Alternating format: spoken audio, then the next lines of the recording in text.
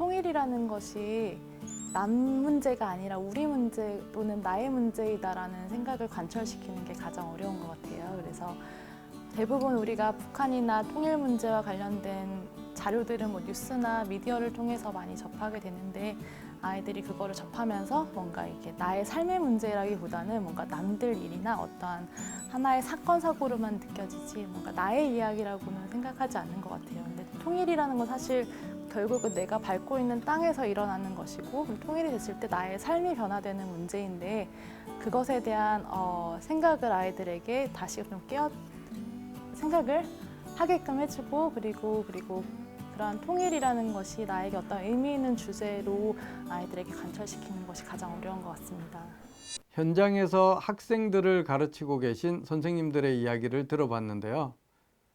통일에 대해서 관심이 없는 아이들, 부정적인 생각으로 통일에 대해서 거부감을 가지고 있는 아이들을 우리는 자주 만나게 됩니다. 이런 아이들과 함께 어떻게 통일 이야기를 해야 될까라는 고민을 많이들 하셨을 것 같아요. 그래서 이번 강의에서는 통일에 관심 없는 우리 학급, 통일 이야기라는 주제로 강의를 구성해 보았습니다. 그런데 오늘 강의에서 참 중요한 부분은요, 통일에 대해서 무관심하거나 부정적인 생각을 가진 아이들을 무시한다거나 비난한다거나 외면해서는 결코 안 된다는 점입니다.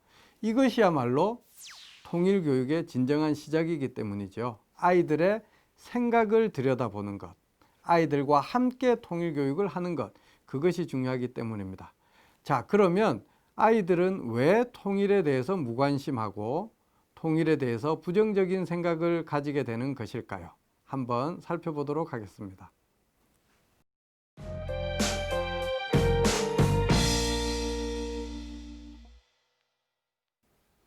우리가 학급이나 학교에서 만나는 대부분의 아이들이 통일에 대해서 그렇게 큰 관심을 보이고 있지 않죠?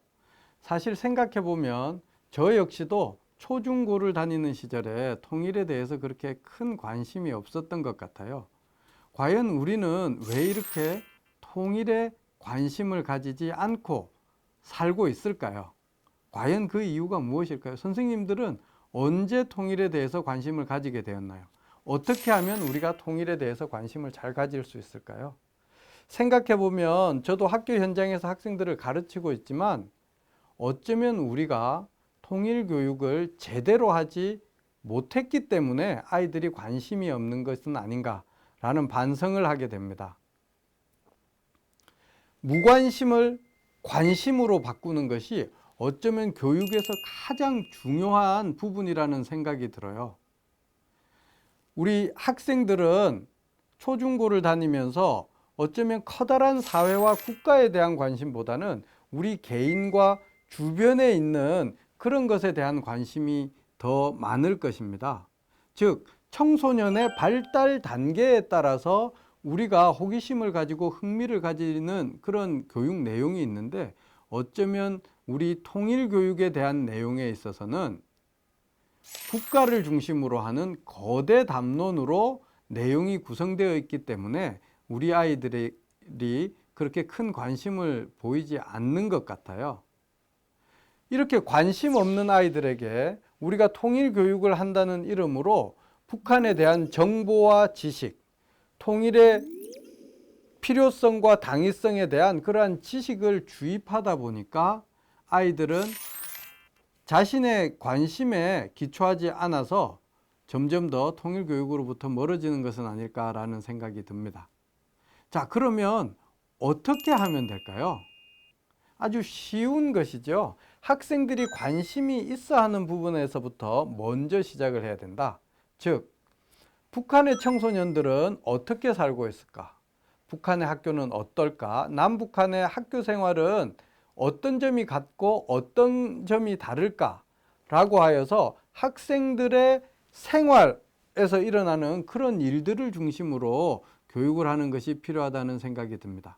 우리 아이들은 다양한 이야기를 접하게 될 것이고 단편적인 지식을 넘어서 다양한 관점들을 수용하게 될 것 같습니다.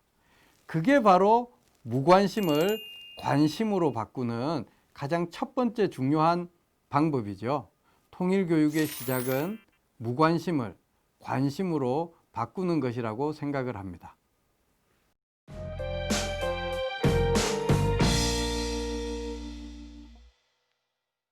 우리 학생들 중에는 통일에 대해서 관심은 있지만 통일이 싫은 그런 아이들도 꽤 많이 있습니다. 자, 보세요. 우리는 분단은 갈등을 야기하고 통일은 평화를 가져온다라고 학생들에게 가르치면서 분단을 넘어서 통일을 당연히 희망하고 우리가 통일의 길로 나가야 된다고 이야기하지만 우리 아이들은 이렇게 아주 순진하게 그 말을 받아들이는 것 같지는 않아요. 오히려 분단에서 통일로 넘어가는 과정에 굉장히 다양하고 복잡한 현실적인 문제가 있는데 우리 아이들 중에는 그러한 현실적인 문제를 잘 이해하고 그 점에 대해서 깊게 생각을 하는 경우가 많습니다. 그러한 합리적인 우리 학생들의 관점에서 학생들의 수준에서 아주 합리적으로 생각한 이후에 통일에 대해서 부정적인 생각을 가지는 경우도 굉장히 많아요. 학교에서 통일교육을 하면서 우리 학생들이 가지는 부정적인 생각을 그냥 더 깊게 고려해보지 않고 그것은 틀렸다라고 말하는 경우도 때로는 있는데요. 우리는 그것을 극복해야 된다고 생각을 합니다. 자, 학생들이 통일에 대해서 반대하는 이유는 무엇일까요? 우리 학생들 중에 통일에 관심을 보이면서 통일에 반대하는 경우는 두 가지이죠. 분단 속에서도 우리가 누릴 수 있는 이 평화에 대해서 만족을 하는 경우. 자, 이 경우는 분단이 우리에게 너무나 익숙한 거예요. 한 번도 통일된 시대를 살아보지 않았기 때문에 현재 우리가 누리고 있는 경제적인 풍요라거나 평화에 대해서 만족하는 경우입니다. 이런 경우에는 바로 평화가 지속적으로 우리에게 주는 것이 아니라 그리고 적극적으로 우리의 모든 삶의 평화와 자유를 보장하는 것이 아니라 소극적인 평화를 준다라고 하는 사실을 인식시켜 주는 것이죠. 분단으로 인해서 우리가 지불해야 되는 비용도 이러한 측면에서 생각해 보아야 합니다. 간단하게만 보면 우리 아이들이 남학생의 경우에 군대에 가서 의무 복무를 해야 된다는 사실, 그리고 우리 학생들이 미래의 진로를 생각함에 있어서 한반도 중에서도 남쪽 부분에서만의 미래의 진로를 생각하는 것이 아니라 한반도 전체와 아시아 전 세계를 넘어서 생각할 수 있는 그러한 더 적극적인 평화, 즉 자유까지 보장하지 않는다는 사실이죠. 그러한 것에 대해서 우리 학생들이 인식을 한다라고 하면 현재 분단 평화, 분단 속에서 누리는 우리의 평화가 영원히 지속되는 것이 아니라 우리의 삶을 한정짓고 있다. 그래서 대한민국의 성장의 한계를 직면하게 되는 것뿐만 아니라 우리 아이들의 미래를 생각해 볼 때에도 더 큰 잠재력을 발현시키기가 어렵다는 사실을 인지시켜 주는 것이죠. 자, 그 다음으로 통일이 되었을 때 또는 통일이 되어가는 과정에서 우리가 경험하게 될 사회 통합의 문제를 걱정하는 학생들이 참 많습니다. 저는 이런 학생들이 참 똑똑하고 훌륭한 학생이라는 생각이 들어요. 독일의 경우에도 그렇고 여러 사회 통합의 사례를 살펴본다면 서로 다른 두 사회가 하나의 사회를 구성해서 살아갈 때 서로의 차이점 때문에 오는 그러한 불편함을 극복하는 데는 많은 시간이 걸리는 것이 사실입니다. 즉, 우리가 통일 교육을 할 때 학생들에게 통일은 필요하고 당위성을 가진다라고 설명을 할 때 무조건적이라고 가르칠 것이 아니라 준비되지 않은 통일은 오히려 남과 북 사회의 통합에 있어서 커다란 문제를 야기할 수 있음을 제대로 인식시켜 주는 것이 중요하다는 생각이 듭니다. 차근차근 준비하고 여러 가지 측면에서 생각한 이후에 우리가 스스로 만들어가는 통일, 그것이야말로 통일 시대의 진정한 평화를 가져올 수 있는 통일 평화가 되는 것이고, 그것이 바로 우리에게 자유, 지속 가능 발전 등 다양한 것을 보장해 줄 수 있는 적극적 평화를 가져올 수 있다는 사실을 우리 학생들에게 인식시킬 필요가 있습니다.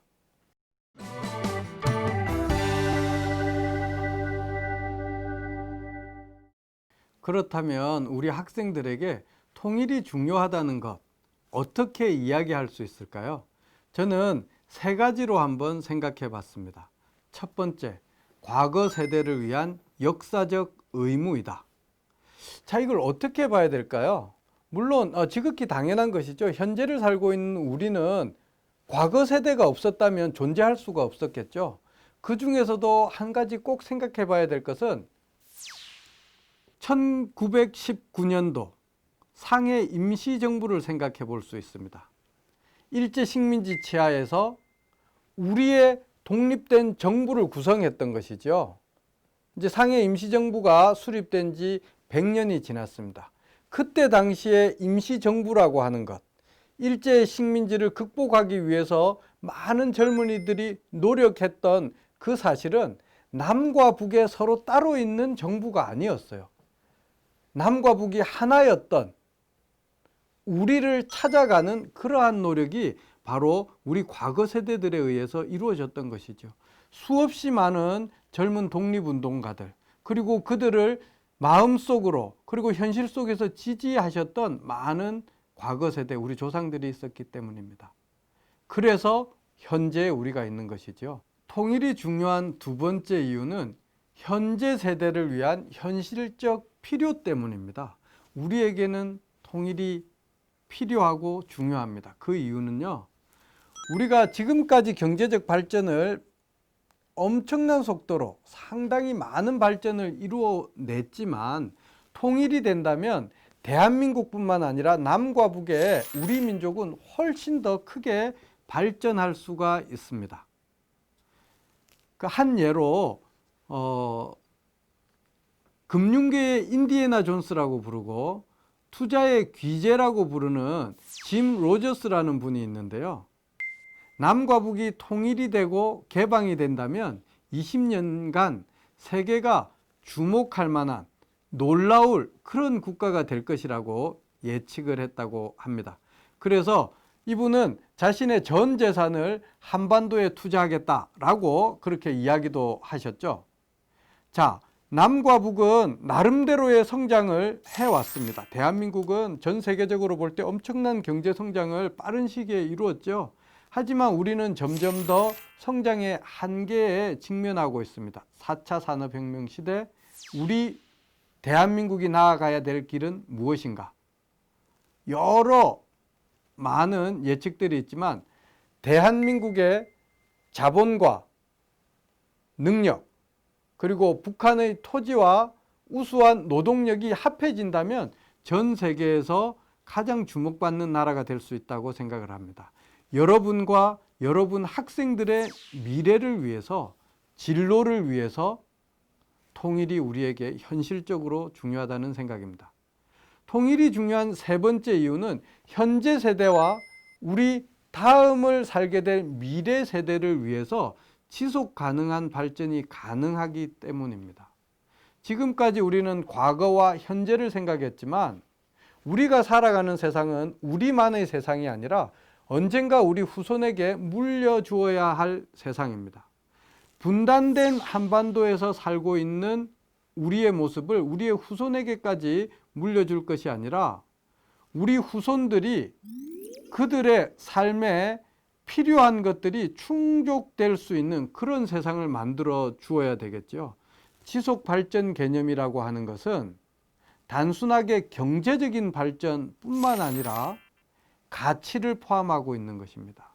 자유, 인권, 평화, 공존 공영, 민주주의 등 현재 세대와 미래 세대가 값어치를 넘어서 가치를 추구하면서 살아갈 수 있는 그런 세상을 위해서 우리에게 통일은 중요한 것이죠. 자, 통일 교육이 중요한 이유. 우리 아이들의 관점에서 통일을 생각하는 것입니다. 그들의 미래 설계와 함께 통일 한국을 꿈꿔보는 것, 그렇게 하면서 학생들의 관심을 높이고 부정적인 사고를 보다 더 합리성에 기초해서 긍정적인 사고로 바꿀 수 있는 것, 그것이 바로 통일 교육에 있어서 매우 중요하다고 생각을 합니다.